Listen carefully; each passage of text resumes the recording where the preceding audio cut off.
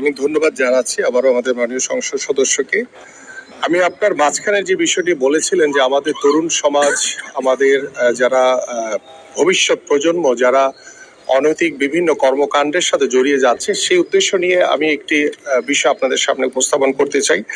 আমাদের মাননীয় প্রধানমন্ত্রীর যে নির্দেশনা ছিল এবং সেই নির্দেশনা অনুযায়ী আমাদের যে নির্বাচনী ইশতেহারে আমরা 4র্থ শ্রেণী থেকে আগামী শিক্ষাবর্ষ থেকে আমরা খেলাধুলাকে বাধ্যতামূলক করতে যাচ্ছি ইনশাআল্লাহ, এবং সেখানে 7টি ইভেন্ট রয়েছে। সেই 7টি ইভেন্টের মাধ্যমে আমরা শুরু করব এবং পর্যায়ক্রমে আমরা বিভিন্ন ইভেন্টকে অন্তর্ভুক্ত করে আমরা পড়াশোনার পাশাপাশি খেলাধুলাকেও সমান গুরুত্ব দেওয়ার মাধ্যমে আমরা বিশ্বাস করি যে আমাদের সন্তানরা যখন বাসায় ফিরে যায় তারা দেখা যায় যে ডিভাইসের প্রতি আসক্ত হয়ে যায়।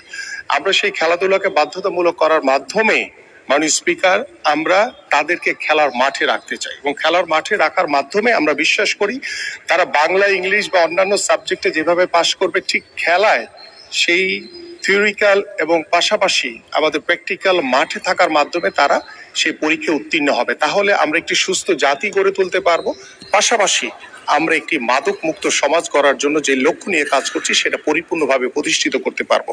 পাশাপাশি আপনি যে বিষয়টি বলেছেন যে আপনার উপজেলায় বা সদরে যে স্টেডিয়ামের বিষয়টি, আমরা খেলার মাঠকে সর্বোচ্চ গুরুত্ব দিচ্ছি এবং খেলার মাঠ যেখানে আমরা খালি জায়গা পাবো, বিগত সময় দেখেছি যেখানে খালি জায়গা ছিল সেখানে স্থাপনা তৈরি হয়েছে, বাট আমাদের মাননীয় প্রধানমন্ত্রী নির্দেশনা রয়েছে যে যেখানেই খালি জায়গা পাবো আমরা সেখানে মাঠ তৈরি হবে যাতে আমাদের এলাকার সন্তানরা যাতে খেলতে পারে। সো আপনি স্পেসিফিক আমার প্রত্যেকটি উপজেলাতেই আমাদের মিনি স্টেডিয়াম নির্মাণের পরিকল্পনা ইতিমধ্যে কার্যক্রম চলমান রয়েছে।